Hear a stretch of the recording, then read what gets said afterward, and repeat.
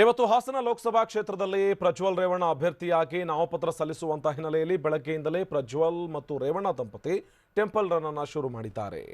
ಬೆಳಗ್ಗೆಯಿಂದ 5 ದೇವಸ್ಥಾನಕ್ಕೆ ತೆರಳಿ ಪೂಜೆಯನ್ನು ಸಲ್ಲಿಸಿದ್ರು. ನಾಮಪತ್ರಕ್ಕೆ ಪೂಜೆ ಸಲ್ಲಿಸಿದ್ರು ಪ್ರಜ್ವಲ್ ರೇವಣ್ಣ. ಹಾಸನ ಜೆಡಿಎಸ್ ಅಭ್ಯರ್ಥಿಯಾಗಿ ಅವರು ಕಣಕ್ಕಿಳಿತಾ ಇದ್ದಾರೆ. ಕಣಕ್ಕಿಳಿಯುವಂತ ಸಂದರ್ಭದಲ್ಲಿ ಪ್ರಜ್ವಲ್ ರೇವಣ್ಣ ಅವರ ತಂದೆ ರೇವಣ್ಣ ಹಾಗೆ ತಾಯಿ ಭವಾನಿ ಟೆಂಪಲ್ ರನ್ ಅನ್ನು ಶುರು ಮಾಡಿದ್ದಾರೆ. ಒಟ್ಟು 5 ದೇವಸ್ಥಾನಕ್ಕೆ ತೆರಳಿದ್ರು. ದೇವಸ್ಥಾನಕ್ಕೆ ತೆರಳಿ ಅಲ್ಲಿ ದೇವರ ದರ್ಶನದ ಜೊತೆಗೆ ಬಿ ಫಾರ್ಮ್ ಅನ್ನ ಇಟ್ಟು ಪೂಜೆ ಸಲ್ಲಿಸುವಂತ ಕೆಲಸವನ್ನು ಕೂಡ ಮಾಡಿದ್ದಾರೆ. ಇನ್ನು ದೃಶ್ಯದಲ್ಲಿ ನೋಡ್ತಾ ಇದ್ದೀವಿ, ಸ್ವತಃ ರೇವಣ್ಣ ಮತ್ತು ಅವರ ಪತ್ನಿ ಇಬ್ಬರು ತೆರಳಿ ಬಿ ಫಾರ್ಮ್ಗೆ ಪೂಜೆ ಸಲ್ಲಿಸೋದರ ಜೊತೆಗೆ ಅಲ್ಲಿ ನಾಮಪತ್ರವನ್ನು ಸಲ್ಲಿಸೋರಿದ್ದಾರೆ. ಇವತ್ತು ನಾಮಪತ್ರ ಸಲ್ಲಿಸೋದಕ್ಕೂ ಮುನ್ನ ಟೆಂಪಲ್ ರನ್ ಅನ್ನು ಶುರು ಮಾಡಿದ್ದಾರೆ. ಸ್ವತಃ ಪ್ರಜ್ವಲ್ ರೇವಣ್ಣ ಕೂಡ ಒಂದಷ್ಟು ದೇವಸ್ಥಾನಗಳಿಗೆ ಹೋಗಿದ್ರು. ತದನಂತರದಲ್ಲಿ ಸದ್ಯ ಅವರ ತಂದೆ ಹಾಗೂ ತಾಯಿ ದೇವಸ್ಥಾನಕ್ಕೆ ತೆರಳಿ ಅಲ್ಲಿ ಪೂಜೆ ಪುನಸ್ಕಾರಗಳನ್ನು ಮಾಡೋದರ ಜೊತೆಗೆ ಬಿ ಫಾರಂಗೆ ಒಂದು ಪೂಜೆಯನ್ನು ಕೂಡ ಸಲ್ಲಿಸ್ತಾ ಇದ್ದಾರೆ. ದೃಶ್ಯದಲ್ಲಿ ನೋಡ್ತಾ ಇದ್ದೀವಿ, ಪ್ರಜ್ವಲ್ ರೇವಣ್ಣ ಇದ್ದಾರೆ, ಅವರ ತಾಯಿ ಭವಾನಿ ರೇವಣ್ಣ ಹಾಗೆ ಅವರ ತಂದೆ ಸಚಿವ HD ರೇವಣ್ಣ ಕೂಡ ಅಲ್ಲಿದ್ದಾರೆ, ಪೂಜೆಯನ್ನು ಸಲ್ಲಿಸ್ತಾ ಇದ್ದಾರೆ. ಇನ್ನೊಂದು ವಿಚಾರವನ್ನು ನಾವು ನೋಡ್ತಾ ಇದ್ದೀವಿ, ನಾಮಿನೇಷನ್ ಅಂದ್ರೆ ನಾಮಪತ್ರ ಸಲ್ಲಿಕೆಗೆ ಬೇಕಾಗುವಂತ ಅರ್ಜಿ ಏನಿದೆ, ಅರ್ಜಿಗೂ ಕೂಡ ಅಲ್ಲೇ ಸಹಿಯನ್ನ ಹಾಕ್ತಾ ಇರುವಂತಹ ದೃಶ್ಯ ನೋಡ್ತಾ ಇದ್ದೀವಿ. ದೇವಸ್ಥಾನದ ಸನ್ನಿಧಿಯಲ್ಲಿಯೇ ಕುಳಿತು ಆ ನಾಮಪತ್ರಕ್ಕೆ ಸಹಿಯನ್ನ ಹಾಕ್ತಾ ಇರುವಂತಹ ದೃಶ್ಯವನ್ನು ಕೂಡ ನಾವು ನೋಡ್ತಾ ಇದ್ದೀವಿ. ಇದು ಪ್ರಜ್ವಲ್ ರೇವಣ್ಣ ಅವರ ನಾಮಪತ್ರ ಸಲ್ಲಿಸೋದಕ್ಕೂ ಮುನ್ನ ದೇವಸ್ಥಾನಗಳಿಗೆ ತೆರಳಿ ಪೂಜೆಯನ್ನು ಸಲ್ಲಿಸೋದರ ಜೊತೆಗೆ ಅದೇ ದೇವಸ್ಥಾನದಲ್ಲಿಯೇ ಕೂತು ನಾಮಪತ್ರಕ್ಕೆ ಸಹಿ ಹಾಕ್ತಾ ಇರುವಂತಹ ದೃಶ್ಯವನ್ನು ಕೂಡ ನೋಡ್ತಾ ಇದ್ದೀವಿ.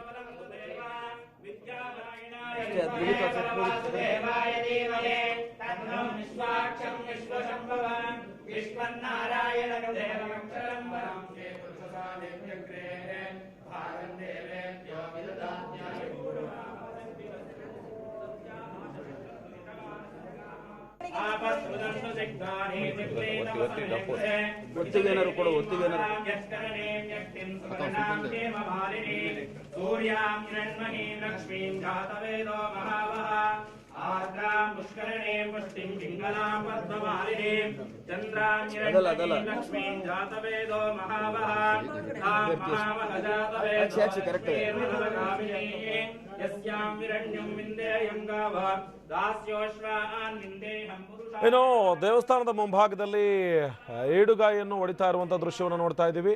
HD ರೇವಣ್ಣ ಅಲ್ಲಿ ಕೈಯಲ್ಲಿದ್ದಂಥ ಏಡುಗಾಯನ್ನ ಹೊಡೆಯುವಂಥ ದೃಶ್ಯವನ್ನು ನೋಡ್ತಾ ಇದ್ದೀವಿ. ಒಂದು ಕಡೆ ಮತ್ತೊಂದು ಕಡೆ ಸಹಿ ಹಾಕ್ತಾ ಇರುವಂಥ ದೃಶ್ಯ.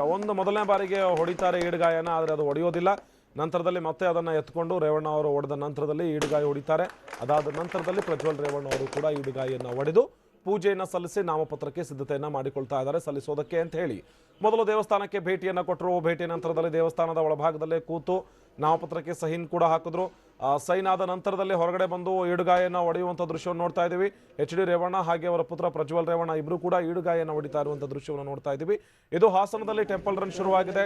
ನಾಮಪತ್ರ ಸಲ್ಲಿಸೋದಕ್ಕೂ ಮುನ್ನ ದೇವಸ್ಥಾನಗಳಿಗೆ ತೆರಳಿ ಕಾಪಾಡಪ್ಪ ಅಂತ ಹೇಳಿ, ಗೆಲ್ಲಿಸು ಅಂತ ಹೇಳಿ ದೇವರ ಮೊರೆಯನ್ನ ಹೋಗ್ತಾ ಇದ್ದಾರೆ HD ರೇವಣ್ಣ ಅವರ ಪತ್ನಿ. HD ರೇವಣ್ಣ ಸ್ವತಃ ಅವರ HD ರೇವಣ್ಣ ಸ್ವತಃ ಅವರೇ ಅಲ್ಲಿಗೆ ದೇವಸ್ಥಾನಕ್ಕೆ ತೆರಳಿದ್ರು. ಅವರ ಜೊತೆಗೆ ಅವರ ಪತ್ನಿ ಪ್ರಜ್ವಲ್ ರೇವಣ್ಣ ಇದ್ರು, ಪತ್ನಿ ಭವಾನಿ ರೇವಣ್ಣ ಕೂಡ ಇದ್ರು. ಯಾವ ನೋಡಿದ್ರು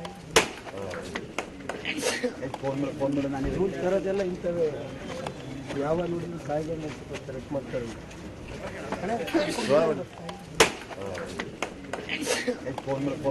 ರೂಟ್ ತರೋದೆಲ್ಲ ಇಂಥವೇ.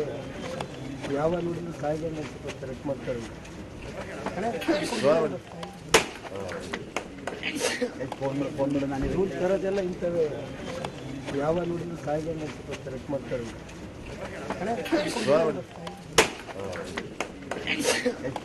ರೂಟ್ ತರೋದೆಲ್ಲ ಇಂಥವೇ. ಯಾವ ನೋಡಿದ್ರು ಕಾಯಿಗೆ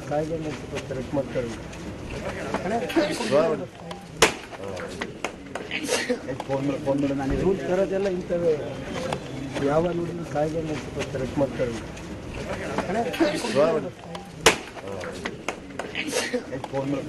ರೂಟ್ ತರೋದೆಲ್ಲ ಇಂಥವೇ.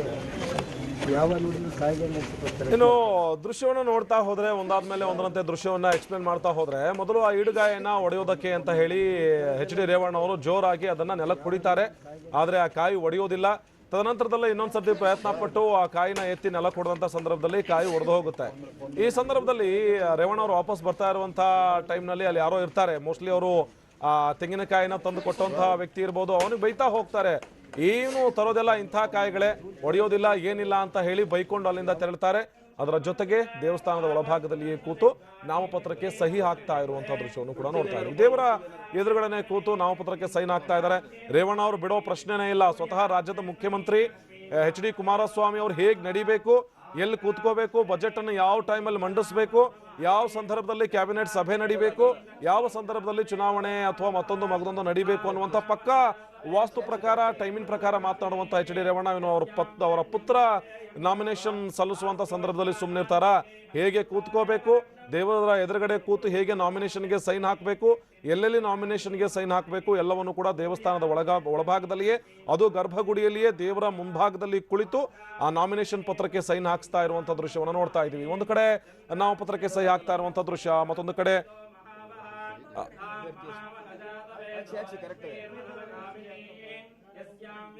ನೋಡ್ತಾ ಇದ್ದೀವಿ ದೇವರ ಎದುರಿನಲ್ಲೇ ಕುಳಿತು ನಾಮಪತ್ರಕ್ಕೆ ಸೈನ್ ಹಾಕ್ತಾ ಇದ್ದಾರೆ ಪ್ರಜ್ವಲ್ ರೇವಣ್ಣ ಅವರ ಮಾತನ್ನ ಯಾರೂ ಮೀರೋ ಹಾಕಿಲ್ಲ. ಯಾರು ಅವ್ರು ಏನೇ ಹೇಳಿದ್ರು ಕೂಡ ಅವ್ರಿಗೆ ಏನು ಮನಸ್ಸಿಗೆ ಬರುತ್ತೋ ಅದೇ ರೀತಿಯಾದಂಥ ಮಾತನಾಡ್ತಾರೆ. ಸ್ವತಃ ಅವರು ಬಂದು ಅಲ್ಲಿ ಅವರು ಸಚಿವರಾದಂಥ ಸಂದರ್ಭದಲ್ಲಿ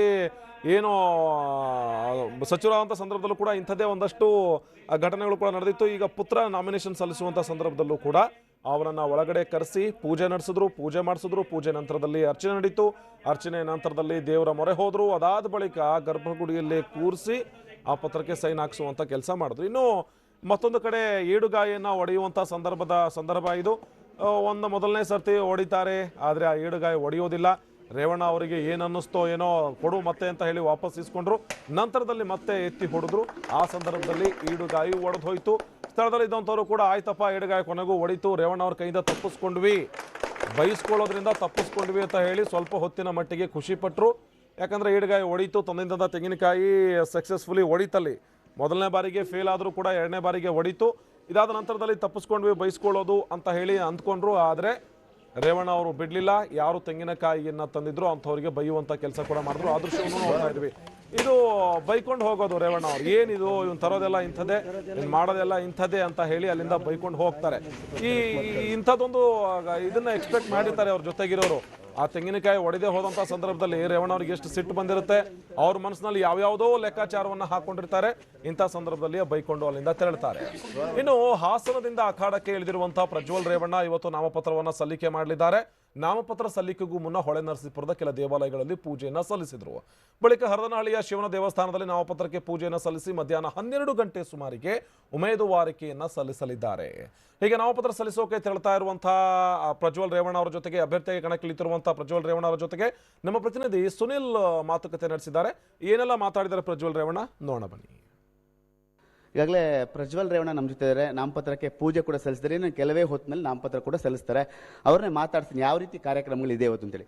ಸರ್, ಈಗಾಗಲೇ ಮೊದಲಾಗಿ ನಾಮಪತ್ರಕ್ಕೆ ಪೂಜೆ ಸಲ್ಲಿಸಿದ್ರೆ ಮುಂದಿನ ಕಾರ್ಯಕ್ರಮಗಳು ಏನೇನು ಸರ್? ಈಗ ನಾವು ಮೊದಲನೇದಾಗಿ ನರಸಿಂಹಸ್ವಾಮಿ ದೇವಸ್ಥಾನಕ್ಕೆ ಹೋಗಿ ನಂತರ ನಮ್ಮ ಹರದನಹಳ್ಳಿ ಶಿವ ಏನು ಮಂದೇವ್ರದ್ದು, ನಾನು ತುಂಬ ಭಕ್ತ, ಶಿವನ ಭಕ್ತ.